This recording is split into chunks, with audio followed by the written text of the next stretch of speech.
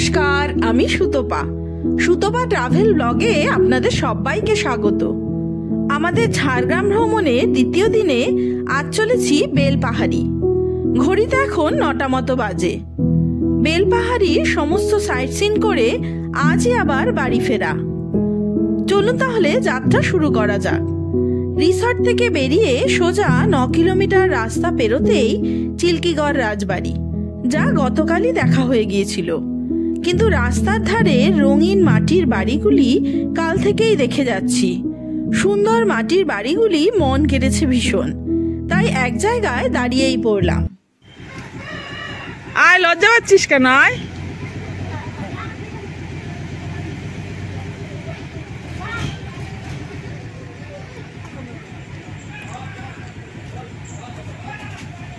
পড়িস তোরা? কোন ক্লাসে পড়িস তুই? 1। স্কুল কোথায় তোদের? হ্যাঁ, অনেক দূর স্কুল? কাছাকাছি? তো হেঁটে হেঁটে যাস? তো সকালে স্কুল ছিল? দুপুরে 10টায় স্কুল।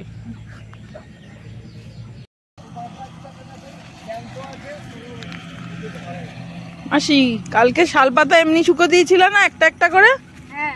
আজকে আবার এগুলো হিসেবে দিয়েছো কাঠি? কালকে দেখলাম একটা একটা করে শুকো দেওয়া ছিল।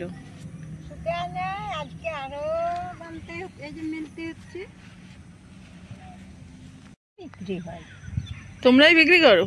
কেউ এসে নিয়ে যায়? হ্যাঁ। কত করে নাও বান্ডিল? 200 টাকা বান্ডিল। আর পাতা জঙ্গল দিয়ে কুড়িয়ে আনো? হ্যাঁ। তারপরে শুকিয়ে ওই কাঠি মেরে দাও? বহুত খাটালি মাগো। হ্যাঁ, কাটনি তো আছে। হ্যাঁ, শুকাতে হবে। কাল শুকায়নি, আজকে আবার মেলেছো? হ্যাঁ, আজকে শুকলে বানতে হবে। বহুত খাটালি করবা তো? হ্যাঁ হ্যাঁ। এক বান্ডিলে কতগুলো থাকে? 100টা। 100টা এক বান্ডিল? 200 টাকা? তাহলে না, তাহলে 100টা করে বাঁধা হয় একটা তাড়ি। ও, আর বান্ডিল হয় 10টা। বাবা, তাহলে আর কি? হ্যাঁ, তোমার অনেক খাটনি। অনেক খাটনি তো, বেকার পয়সা কিছুই থাকে না। না না। আসি। শুধুমাত্র অচেনা জায়গা ঘুরে দেখা নয়, অচেনা মানুষজনের সাথেও আলাপ করতেও বেশ ভালো লাগে। চলুন আবারও পথ চলা শুরু করি। জিপিএস এর উপর ভরসা করেই দুবরাজপুর সিলদা রোড হয়ে চলেছি বেলপাহাড়ির দিকে। ঘন শালবনের মাঝে কালো পিচের রাস্তা। সোজা রাস্তা কোথাও আবার ঢেউ খেলে চলে গেছে উঁচু নিচু হয়ে। এও এক অন্যরকমের সৌন্দর্য। সম্পূর্ণ রাস্তাই ভীষণই সুন্দর। এমনকি আন্ডারপাস হয়ে যাওয়ার পথটিও আঁকা ছবি নজর কাড়বে। তেমন ভাবেই বিশাল এক ঝিলে প্রচুর লাল শালুক ফুটে থাকতে দেখে আবারও গাড়ি থামিয়ে নেমে পড়লাম। আরো ভালো করে দেখার জন্য ঢুকে পড়লাম এক বাড়ির উঠোনে। কি বাঁধ এটা? কি বাঁধ এটা? হ্যাঁ, কালীবাঁধ। ও, আর শাপলা ফুল না? শাপলা ফুল তো? তো শালুক ফুল, ওই তো।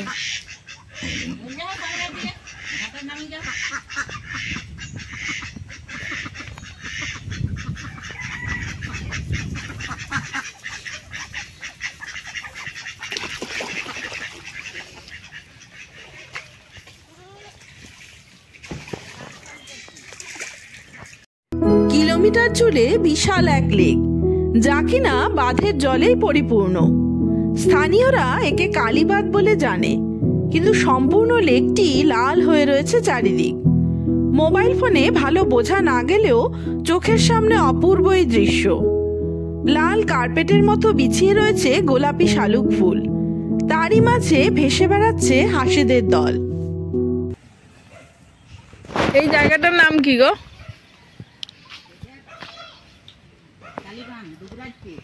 দুবরাজপুর।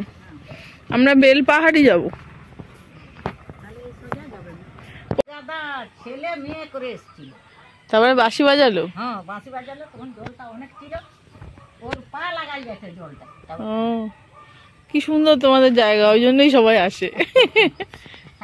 বিদেশে আসে মানুষ। হ্যাঁ, তো আমাদের না পরিবেশ ভালো নাই আর কি। না কেন, কত সুন্দর।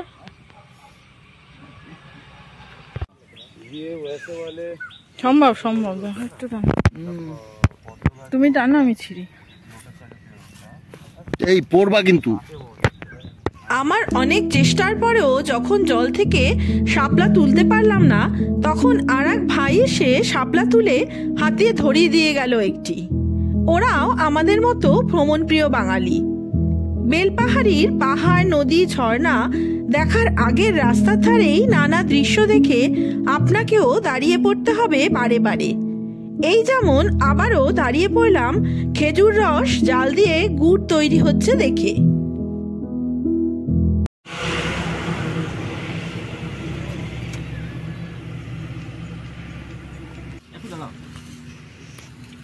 গুড় রেডি হয়ে গেছে, গুড় রেডি হয়ে গেছে। কত গুড়? 120 আছে, 160 আছে, এরকম কোয়ালিটি আছে। আমাদের বাড়ির কাছাকাছি খেজুর গাছ থেকে রস নামিয়ে এভাবেই গুড় তৈরি হতে দেখি শীতের কয়েকটা মাস। তবে গুড় তৈরির লোকজন বাইরে থেকে এখনো আসেনি সেখানে। তাই নভেম্বর মাসে শীতের শুরুতেই ঝাড়গ্রাম থেকেই 2 রকমের গুড় কিনে নিয়ে নিলাম। চলুন, অনেক হলো রাস্তায় হঠাৎ হঠাৎ থেমে যাওয়া। এবারে সোজা চলে আসলাম বেলপাহাড়ি বাজারে। চাইলে বেলপাহাড়ি বাসস্ট্যান্ড থেকে টোটো বা গাড়িতে করেই দেখে নিতে পারেন আশেপাশের সাইট সিনগুলো। আপাতত আমরা চলেছি খাগড়া জলপ্রপাতের দিকে, ভরসা গুগল ম্যাপই। এ রাস্তার আশেপাশে প্রচুর খেজুর গাছ আর প্রচুর খাঁটি গুড়ের দোকান রয়েছে।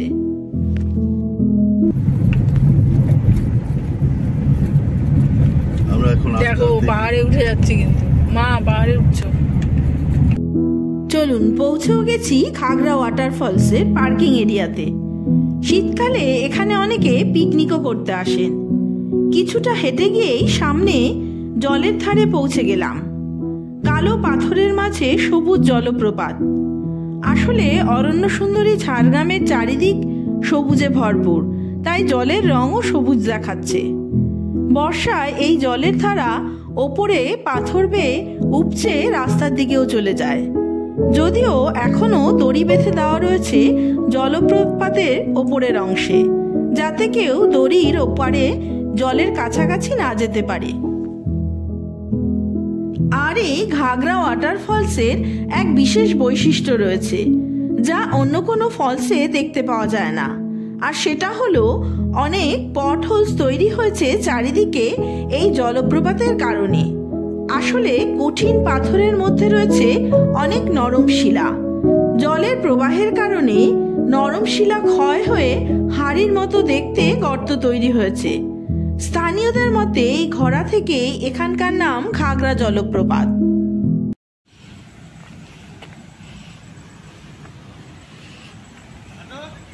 হ্যাঁ, কি আওয়াজ হচ্ছে তো জলের।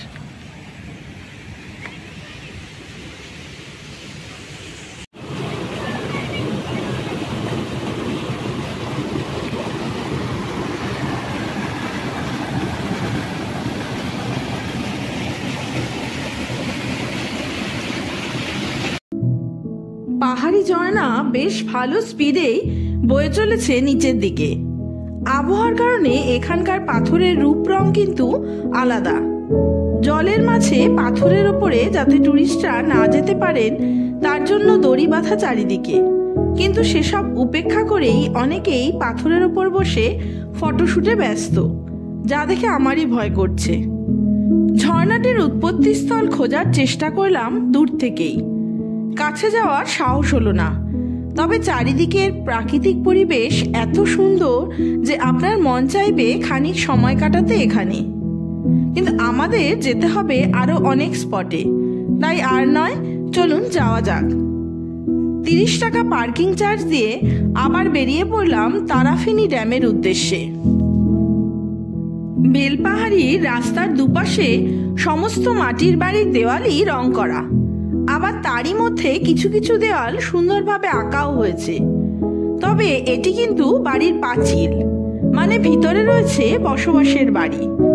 রঙিন দরজার ফাঁক দিয়ে উকি দিয়ে মাটির ঘরগুলোও দেখা যাচ্ছে।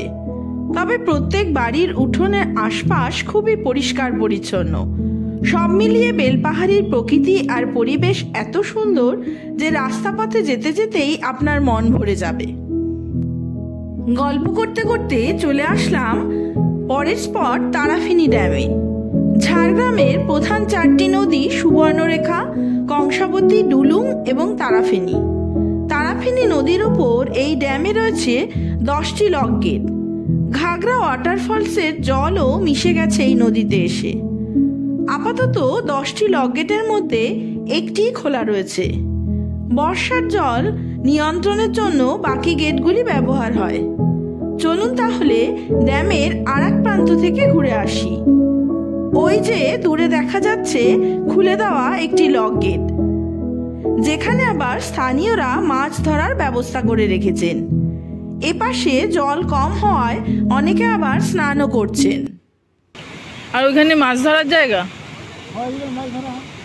মাছ পাওয়া যায়? কি কি মাছ? রুই মৃগেল সব পাওয়া যায়? তাই? তা ওই মাছগুলো কে তোমরাই নিয়ে আসো?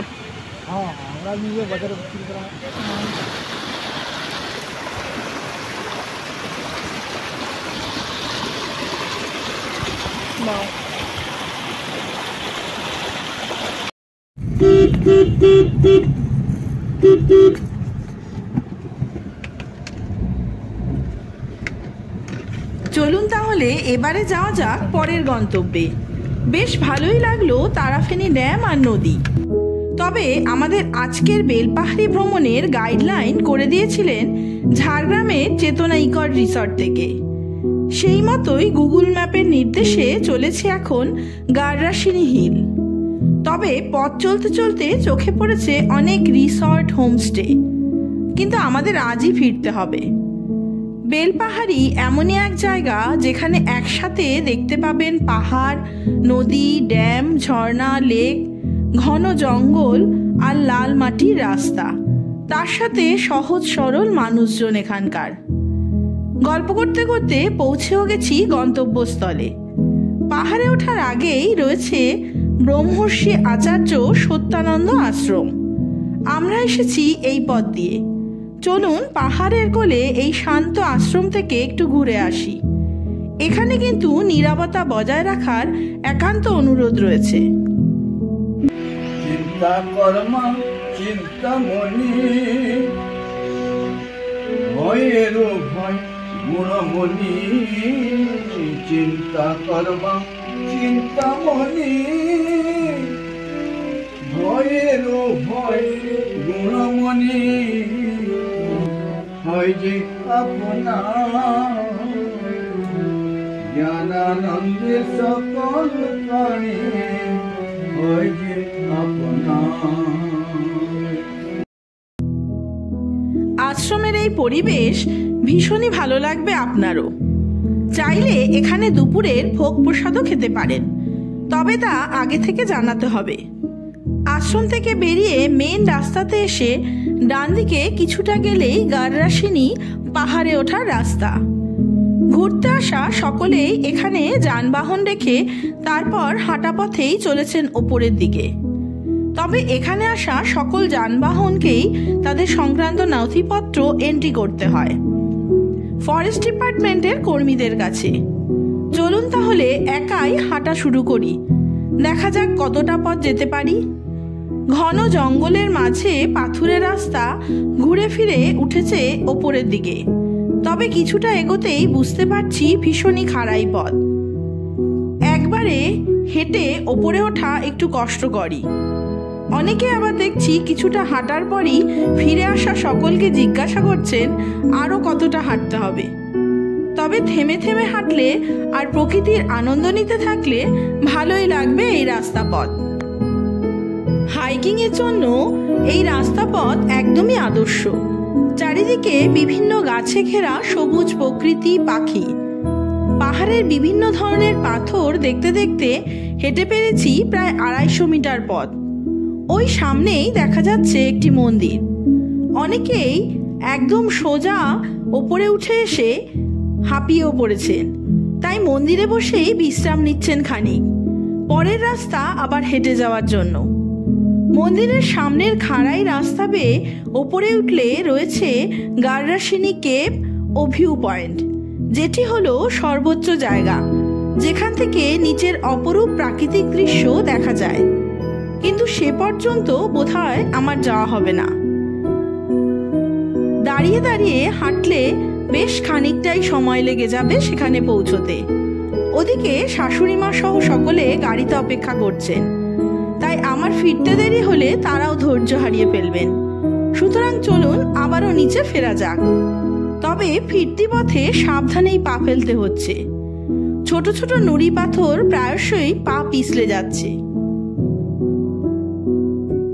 আমাদের এর পরের গন্তব্য খান্দারানী লেক, কিন্তু জঙ্গলের ভিতরের রাস্তায় গুগল ম্যাপ ঠিকঠাক কাজ করছে না, কারণ নেটওয়ার্কের সমস্যা। অগত্যা গ্রামের মানুষজনকে জিজ্ঞাসা করতে করতে এসে পৌঁছালাম লেকের ধারে। অপূর্ব সুন্দর এই লেক, চারিদিকে ছোট ছোট পাহাড়ে ঘেরা। চলুন আরো ভালো করে দেখার জন্য জলের ধার বরাবর রাস্তা দিয়ে একটু এগিয়ে যাই। সবুজ পাহাড়ের মাঝে স্বচ্ছ জলের লেক এই খান্দারানী। লেকের জলে ভেসে বেড়াচ্ছে মাছ ধরার অনেক নৌকা। দূরে খান্দারানী বাঁধ। এই বাঁধের জন্য গ্রামের প্রায় ৫,৮০০ পরিবারকে সেচ, গৃহস্থালির জল, মাছ চাষ ও পরিবেশ সংরক্ষণের সুবিধাও দিয়ে থাকে। তবে এখানকার প্রাকৃতিক রূপ এতটাই সুন্দর যে তাকিয়ে থাকার মতোই। অনেকে আবার দেখছি সারাদিনের জন্য পিকনিকও করতে এসেছেন। তবে প্রত্যেক গ্রুপই খাবার জল নিজেরাই নিয়ে এসেছেন, কারণ আশেপাশে প্রয়োজনীয় কোনো দোকানপাটি নেই।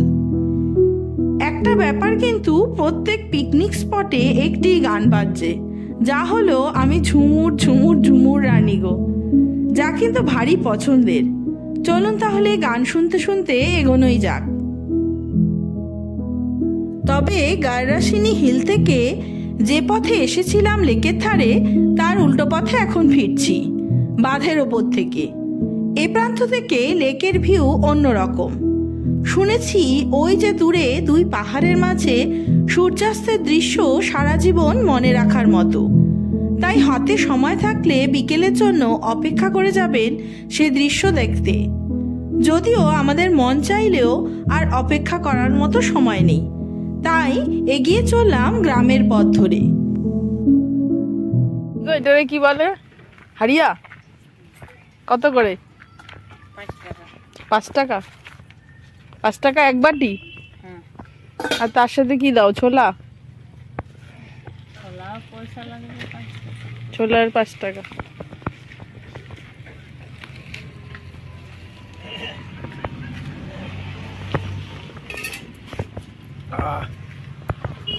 দেখা যাবে গো?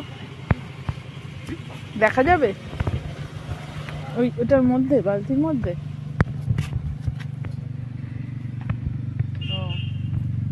ভাত দিয়েই তো বানাও বলো। এই তো ভাত।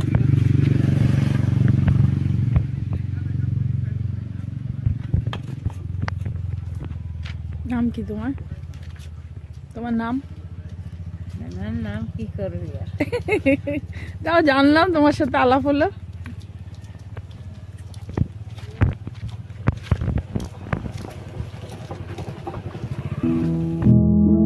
বেলপাহাড়ি পৌঁছতে এখনো 11 কিলোমিটার পথ বাকি।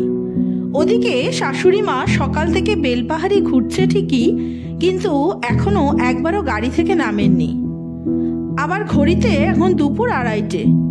লাঞ্চও করতে হবে, তাই বাকি রইল চাকাডোবা, লালজল গুহা, কাকড়াঝোড় ফরেস্ট, ঢাঙ্গি কুসুম, এই সমস্ত স্পটই। আমরা আপাতত চলে এসেছি বেলপাহাড়ি বাজারে। এখানকার কাঁচা লঙ্কা রেস্টুরেন্ট বাঙালি খাবার দাবারের জন্য বেশ ফেমাস, তাই প্রথমে সেখানেই যাওয়া হলো। কিন্তু আগে থেকে খাবার অর্ডার দেওয়া নেই বলে আজ আর লাঞ্চ পাওয়া যাবে না সেখানে। কাঁচা লঙ্কার ঠিক উল্টো দিকে রয়েছে অভিনন্দন রেস্টুরেন্ট। চলুন তাহলে সেখানে গিয়েই দুপুরের খাওয়া দাওয়াটা সেরে নিই। এখানে প্রথমে দেওয়া হলো নিরামিষ থালি, যাতে রয়েছে ভাত, ডাল, উচ্ছে ভাজা, শাক ভাজা, শুক্তো, আলু পোস্ত, নিরামিষ 2 ধরনের তরকারি, চাটনি, পাঁপড়। তাছাড়াও আমরা এক্সট্রা নিলাম দেশি মুরগির ঝোল আর ডিম কষা। আজ তাহলে এই পর্যন্তই থাক। আপনাদের সাথে দেখা হবে নতুন আর একটা ব্লগ নিয়ে, নতুন আর এক জায়গায়। ততদিন সবাই সুস্থ থাকবেন, ভালো থাকবেন। নমস্কার।